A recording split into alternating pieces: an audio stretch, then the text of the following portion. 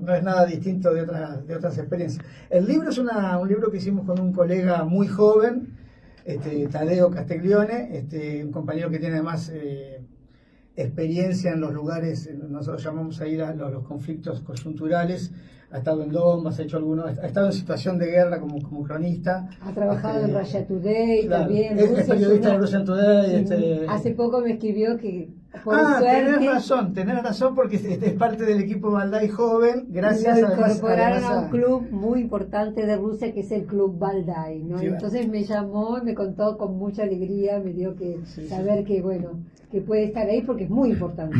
Sí, no, y él tiene mucho que aportar, yo creo. Para mí es un intelectual muy joven, pero con mucha densidad teórica y mucha capacidad analítica. Y la intención era un poco poner, es un libro que se empezó a escribir hace mucho,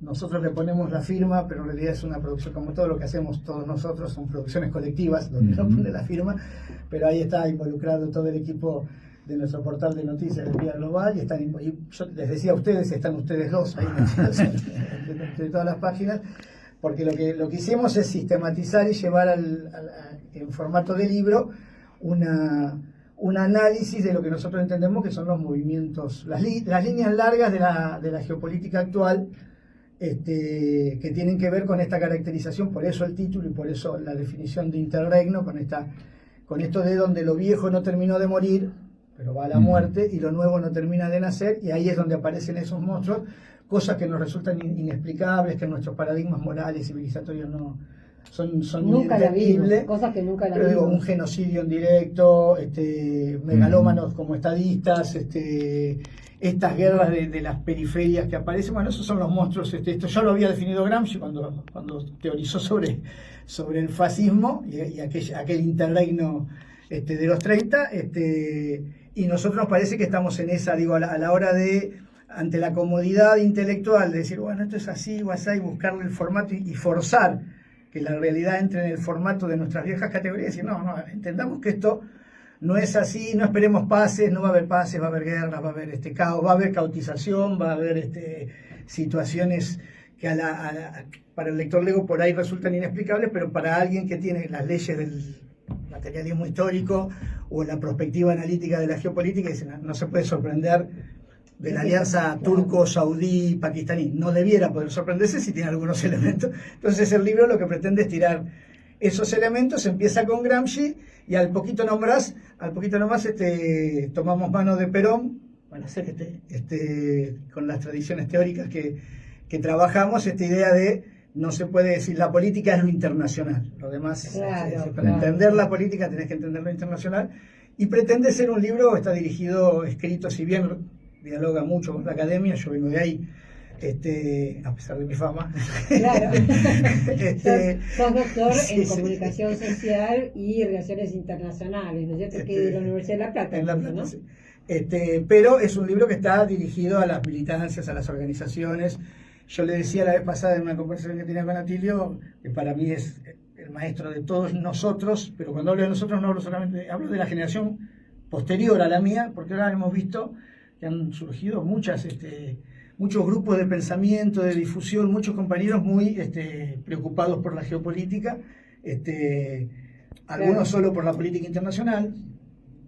Bueno, de hecho este programa es un programa que sería impensable en otro momento político, tiene que ver con que hay alguna cosa... Hay un canal de televisión que es todo de política internacional, no, claro. Eso también es esos son datos que dan...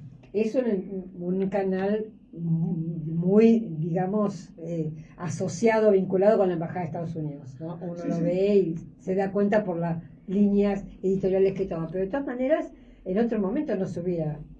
Era impensable un canal solo sobre política internacional. Bueno, una cosa, Fernando, ¿cuál dirías vos, o tal vez un poco resumiendo lo que plantean en el libro, las líneas de ruptura o que ves en el sistema internacional en esta transición tan compleja? ¿Cuáles serían las más preocupantes que vos dirías tendríamos que estar muy alertas a posibles desarrollos que tenga a lo largo de esas franjas de ruptura? Mira, yo creo que nosotros lo que ordena nuestro pensamiento es las tres tesis fundamentales, una tríada de tesis que son el declinacionismo de la capacidad hegemónica de la metrópolis de producir hegemonía, esto está claro, no lo dijimos nosotros, Maga, el again, digamos, americanos, de nuevo, el again ese es la conciencia de eso, lo han dicho grandes, bueno, desde Bersesinski en adelante, todos. La contratesis no sería contratesis, pero lo que es síntoma de esta tesis, pero además es la otra tesis que nos ordena, es la emergencia de un nuevo orden global. Esto es multipolarismo. Y lo que surge de estas dos tesis es la otra tesis, que es lo que nosotros llamamos el redespliegue imperial. Se puede llamar contraofensiva, se puede llamar de cualquier otra manera, pero que es esta desesperada carrera a sostener la capacidad de dominio, ahí ya no tanto de hegemonía, el intento es la capacidad, la influencia imperial colonial a nivel global. Y esto lo hace a través de 4 vectores, es lo que está planteado ahí en el texto.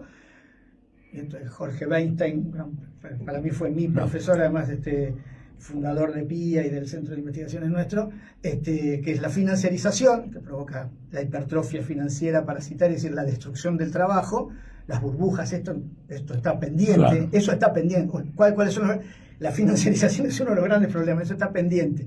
El guerrerismo o la militarización, que es esto de resolver la violentización de las periferias y de alguna manera el sustento de la financiarización a través de la militarización, y después está la caotización y la narcotización. Esos serían los 4 vectores, y me parece que eso es lo que explica y ordena todo el pensamiento, es decir, porque uno normalmente tendería a pensar en un formato colonial o imperial de invasión y control, y a veces son invasiones para cautizar, a veces es para descontrolar cuando hay un metacontrol de otro tipo que tiene que ver con otro tipo de herramientas que hay en el marco de esto. Yo te diría, bueno, nosotros lo que nos ordena es eso, después te diría cuáles son peligros.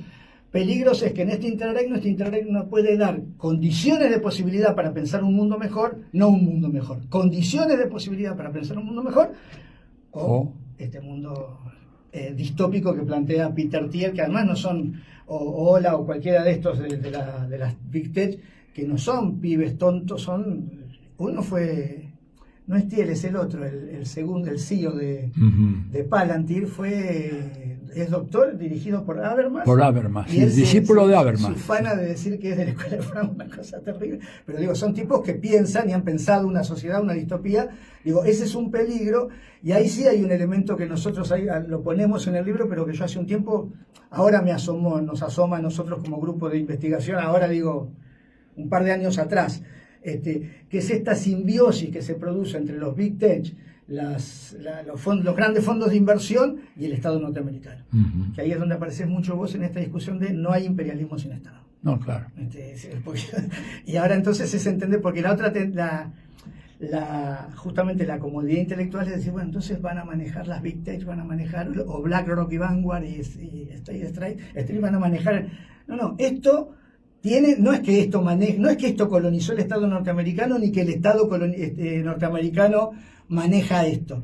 Hay una simbiosis de estructuras que nace, que se fueron produciendo, y que me parece que eso sí es una alternativa de construcción, de alternativa de gobernanza en el mundo distópico que ellos plantean, con guerra cognitiva, con manejo de inteligencia artificial generativa, con estas cuestiones que habrá que prestarle mucha atención. Algunos ya están muy Putin en el 17 lo planteó, Xi Jinping está avanzadísimo con eso, India también, pero me parece que eso es lo que hay que entender, y después lo que hay que atender es a las situaciones estas de guerrerismo, esto que vimos en Gaza, lo que vemos en Ucrania, lo que vemos en el ataque contra Irán, Líbano y Jordania. Desde el sur del Líbano es de una criminalidad. Los israelíes no solo están arrasando con las casas, con las famosas topadoras, como ya decían históricamente en Gaza, sino que están dinamitando las viviendas de los libaneses, o sea, directamente robándose la tierra, ocupando de una manera salvaje, como la verdad, como vos decías antes, como nunca hemos visto. Antes había como otras, incluso justificaciones, tramas para hacer esto de la misma manera, pero con otras excusas. Nosotros también lo trabajamos, que tiene que ver con eso de entender hegemonía y dominación, y eso explica el declinacionismo, ¿no? El guerrerismo explica el declinacionismo. La bestialidad aparece porque ellos necesitan echar mano a la fuerza. Si ellos estuvieran fuertes, además es un síntoma, un claro síntoma de debilidad. Si ellos tienen que echar mano de la fuerza es porque están débiles, y en ese sentido como tenemos que aplicar todas estas guerras. Guerra de Irán. De hecho hay situaciones que han pasado que eran impensables no hace años, hace meses 10 meses o menos. Lo que está la ingeniería securitaria que se está configurando en el Golfo es impensable. Como dijiste, la alianza Pakistán, Arabia Saudita, Turquía, o sea... hay cosas que resultan impensables, lo mismo que la idea de la debilidad de Israel, que está en un nivel de debilidad para mí muy grande. A ver, explica un poquito eso, porque parece todo lo contrario. Israel no tiene salida política. Vos pensás que la oposición a Israel, Bennett y todo, estaban los Together, la oposición posible electoral de Israel, que van a 2 meses, están a 2 meses de elecciones, claro. Es una oposición belicista y colonialista, que promueve el colonialismo de asentamiento. En todo caso son menos bestiales y groseros que Smotrich o Stork y todos estos. Pero Israel, en un marco de una fuga hacia adelante, no es un Estado con capacidad, tendrán el IPAC en Estados Unidos, controlarán la banca, porque ellos controlan el dólar a través del poder financiero, controlan los medios de comunicación, el algoritmo, pero parece que las elecciones, algunas elecciones también. Sí, pero ahí aparece de nuevo la discusión esta de Atilio con Tony Inés. El Estado norteamericano es el Estado norteamericano, y el gendarme y el que produce la gestión imperial es el Estado norteamericano, que tienen al interior una guerra interna, ¿no? Muy fuerte. Acá la han discutido también con Gabriel y con algunos otros analistas. Tienen una guerra interna, una guerra civil híbrida, con otro formato, pero es concreta. ¿Y con qué tiene que ver la guerra civil? No solamente con un modo productivo, sino con una cuestión de gestión imperial. Para no perder de vista de que hay unos buenos y malos. Son gestiones imperiales en disputa. Lo otro es entender si el mundo está como está por culpa de Trump, o el mundo está como está porque era el devenir natural entre comillas, ¿no? Pero el devenir histórico previsible del declinacionismo, del imperialismo. Porque muy probablemente, a mi entender, no es el mundo que Trump hubiera querido. No es el mismo que Trump quería el Oscar, digo yo. El premio es más Nobel, o menos lo mismo. Sí, premio Nobel de la Paz. Tiene más dignidad el Oscar que eso. Él quería ser reconocido como el gran pacificador. Él quería ser un pacificador. Digo, más allá de las intenciones de los hombres, viste, con la historia trata, no hay manera, no importa eso. Así que, pero sí creo que hay que entender que el imperialismo, la gestión imperial que está haciendo Trump, está más allá de Trump. Hay que ver más a Marco Rubio. Cuando se ve a Marco Rubio se ve Estado profundo. Cuando se ve Estado profundo se ve esa simbiosis que han hecho las Big Tech, los fondos de inversión y el viejo y tradicional establishment, que tiene que ver con las doctrinas de dominación hemisférica que han planteado. Ahora, en cuanto a por qué Israel, digo, tanto Israel como Estados Unidos, que esto lo resolvió, Kennedy lo analiza cuando habla en auge que hay de los imperios, los ingleses lo resolvieron. Reino Unido fue consciente de su declinación, gestionó su declinación. Mirá si la habrá gestionado, que queda ahora como alfil principal de decir, el eje es el ángulo norteamericano. Ellos, en pleno declinacionismo, la doctrina Monroe nace Monroe, al que le discute es a Canning, no a Rosso. Digo, acá con quien discute Monroe es con Canning, diciéndole no se vayan a meter acá. Mirá si fueron ellos conscientes de su declinacionismo, que bajaron la cabeza, se acomodaron. Igual yo te ayudo. Eso, siempre cuando se habla de Monroe en 1823, lo pongo un poquito entre paréntesis, o no confío tanto. ¿Por qué? Porque en 1831 Estados Unidos manda, ya venía de antes, asolando las Islas Malvinas, y en 1831 manda a la fragata Lexington con Duncan a arrasar con las islas, con todo lo que está con los argentinos, los mete en la bodega, se los lleva, etcétera, etcétera. Y en 1833 llegan los ingleses, o sea, que por un lado es cierto, le decían no se metan tanto acá, pero por otro lado seguían haciendo acuerdos en el Caribe y acá, ¿no? Es que a eso me refiero, y se lo discuto a los que dicen que hablan de geopolítica y de peronismo, y por ejemplo, Guillermo Moreno, cuando te dice que Perón dijo América para su cosa que nunca dijo Perón, eso es árabe. Pero lo que estoy diciendo es justamente eso, no hay que creer en la divergencia estratégica. Incluso ahora en los momentos de mayor pelea entre Stammer y Trump, eso no es posible. Gran Bretaña gestionó su declinación poniéndose al lado del nuevo imperator. A eso me refiero. La doctrina de Monroe, que era contra ellos, los tipos en vez de confrontar, dije, bueno, vamos acomodando. No te olvides que Canning se quedó con la gestión del Cono Sur, en plena doctrina Monroe. Sí, y en el Caribe se quedó con bastantes. Que hoy sirve de infraestructura al acuerdo estratégico militar 2030 con Brasil, inexplicable acuerdo estratégico de cooperación militar, en el patrullaje desde el Caribe anglófono, que no es residuo colonial, como bien decís vos, es infraestructura de base de control y patrullaje, hasta Malvinas, y con proyección antártica. Sí, eso es muy grave.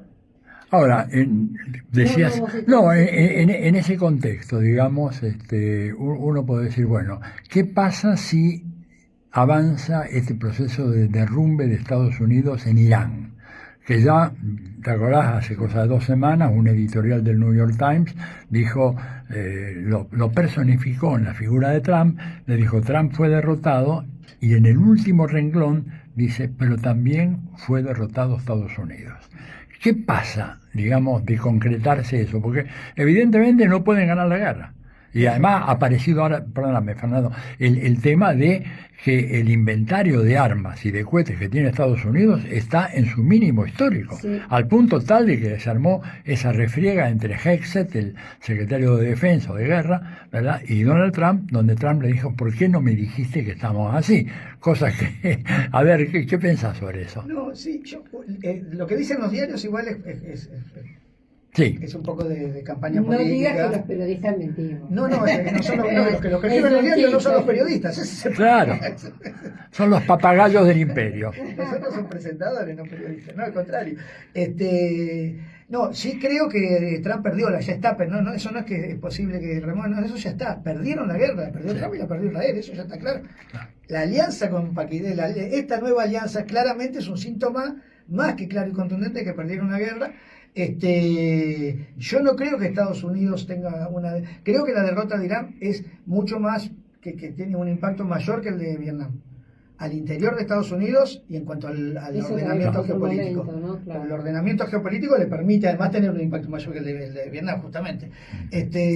Ahora, no creo que Estados Unidos, que no pensemos en Estados Unidos en la derrota en los próximos años. Es la primera potencia comercial, la primera potencia militar, a pesar de que tenga cohetería, porque ellos cuando hacen el cálculo de cohetería están pensando en las hipótesis de conflicto de respuesta inmediata, como denunció el jefe el de la base europea, que dijo, yo no puedo defender Europa con lo que tengo. Claro. Que ahí empezó el problema. No tienen capacidad de producción o de reproducción en velocidad respecto de la hipótesis de conflicto permanente con Irán.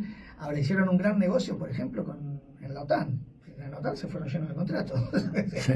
De hacer juguetes, de hacer una maquila bélica en Alemania, que le van a armar los Patriots y no sé qué. Yo creo que lo que creo es esto: la guerra la perdieron, creo que eso tiene un ordenamiento geopolítico concreto, más allá de cómo se vaya resolviendo la interna norteamericana, incluso a nivel electoral.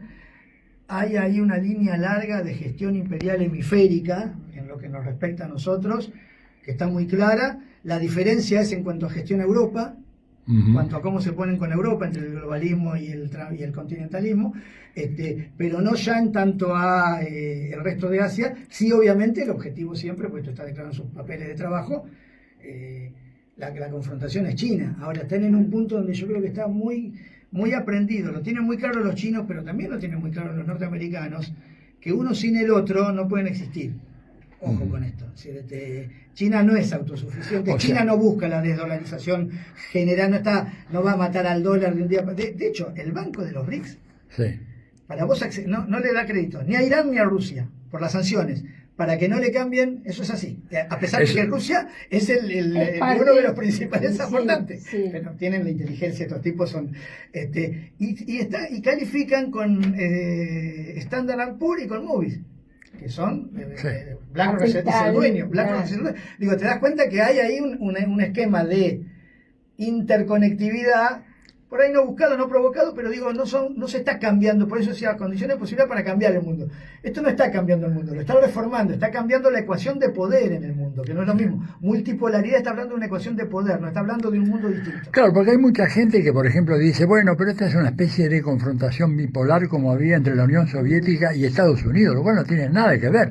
La Unión Soviética y Estados Unidos no tenían ninguna relación comercial y económica, para nada. Es que esa comodidad, yo te insisto con eso, la comodidad analítica, la comodidad de decir, no, es más fácil explicarlo en las categorías que nosotros conocemos y decir, es más fácil decir, cuando no viene Rusia a auxiliar a Venezuela, o no viene China a auxiliar a Venezuela, lo secuestran a Maduro y decir, no, estos acordaron en Canadá. Es más fácil decir, hay un nuevo Yalta, Rusia no es potencia global, un nuevo Yalta tendría que involucrar directamente a China. Sí. Y es más fácil decir, y eso te permite no ver la cantidad de conflictividad, inestabilidad estratégica provocada, por ejemplo, en Asia Central, las actitudes de potencias medias como Turquía, como Arabia Saudita, como Emiratos, como Indonesia, digo, ahí, si no entendés, lo que pasa es que estamos mirando, en América, en Occidente sobre todo, tenemos mucha carencia de información, entonces miramos qué hacen los chinos, ¿qué hacen los Digamos que era norteamericanos? mucho más fácil la lectura durante la Guerra Fría. Por lo menos lo habíamos aprendido así, ahora hay que aprender todo de nuevo. Ahora, Fernando, dijiste algo varias cosas muy interesantes, pero una que a mí me llega muy de cerca. Rusia no puede hacer algo más por Cuba. China no pueden hacer algo más por Cuba. A Cuba la están asfixiando, la están matando, la están desangrando lentamente. Y esta gente aparentemente no hace nada o hace muy poco. ¿Qué dirías de eso? No hace nada, no, porque no es poco lo que hacen. Si no hicieran nada, Cuba estaría colapsada, salvo el propio impulso del pueblo cubano resistiendo, ¿no? Porque América Latina... Nada. El problema es lo que yo, sin justificar, trato de explicarme, no justifico, me revela, me molesta, trato de explicármelo, en que trabajan con intereses, es lamentablemente así. Es lo que decía Stern, la Unión Soviética, había una ideología, además, incluso el tercer mundo es posible porque la Unión Soviética es Unión Soviética. Siendo segundo mundo, no dejan de tener la idea anticolonial. Sí. Por eso es posible el tercer mundo.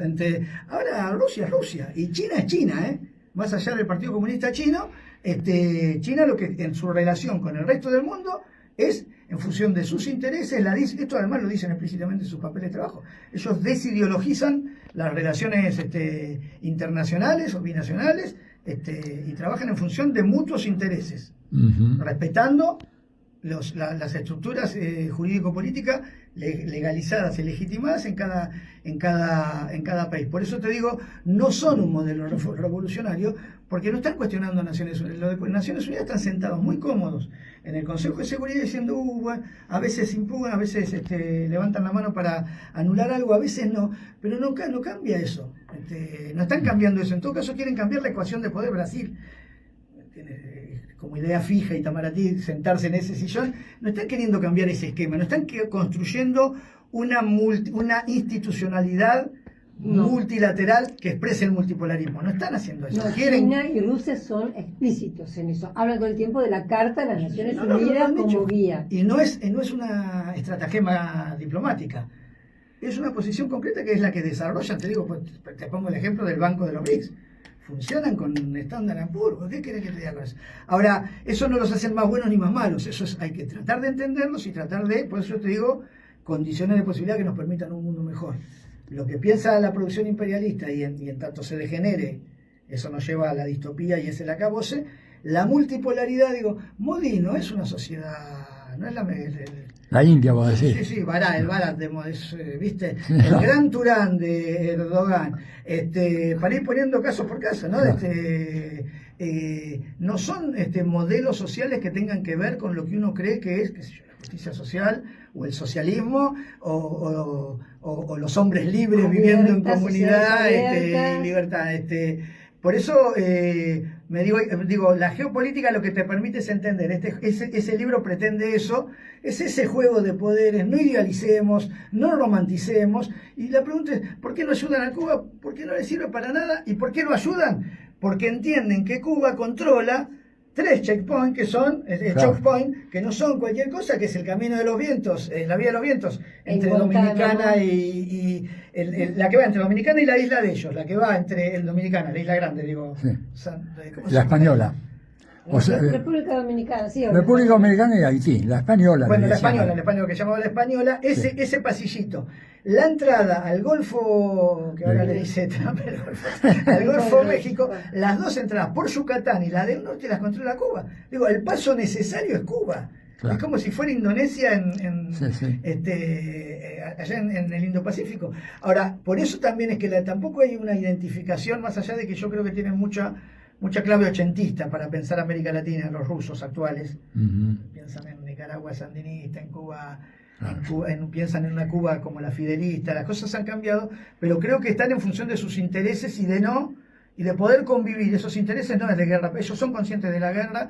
Hay una guerra híbrida en desarrollo, una guerra mundial híbrida en desarrollo. Esto Sí. lo descubrimos con Francisco, o lo puso en palabras Francisco, y es cada vez más notable, pero en ese mismo esquema tratan de no empujar más. Si me preguntaras, bueno, Rusia sí le mandó Un barco. sí, y un patrullado, barquito. sí, pero y patrullado. Sí, bueno. Patrullado. ¿Y por qué los yanquis no hicieron nada? Y porque también sabían, sí, es un juego sería mucho más lógico Ahora, déjame que te haga ese razonamiento. porque México no manda, ¿no? Pero que sí. No, bueno, pero espera, no, México es un tema muy Era todo. es otra cosa. México es frontera. Ahora, yo digo, si Rusia, China, digamos, como grandes potencias del mundo actual, Sí. permanecen indiferentes ante el saqueo y la destrucción de no solamente de la Revolución Cubana, sino de Cuba. De alguna manera la ecuación de poder internacional se mueve en una dirección desfavorable para ellos. Es poco feliz. Lo mismo pasa con Gaza. Es poco feliz, claro que es poco feliz. Claro que están abandonando. Hay gente que es negra y fea, entonces no nos duele, boludo. Digo, esto es una metáfora. Sí. Mira Sudán. Es terrible, una La tragedia. República Democrática del Congo. Las imágenes pero no solo la guerra, no solo el militarismo, las imágenes de la sobreexplotación, de la superexplotación infantil, femenina, es terrible. Y son potencias que todos lo conocen. Y negocian con República Democrática del Congo, y negocian y comercian con Sudán. Depende con la fracción que más les convenga. Lo de Cuba y lo de Gaza, lo que nos puede mostrar, como Sudán y Congo, si querés, nos puede mostrar, sí, que el esquema de poder, por eso es lo que es formidable, porque lo que nos está mostrando es que lo que hay en discusión es un nuevo esquema de poder en el sistema. Ninguna moralidad. Como decía Samir Amin, el sistema capitalista es necesariamente imperialista. Claro. Hay un nuevo esquema de poder, una nueva ecuación de poder. Entendamos esa ecuación de poder. No la romanticemos, entendámosla.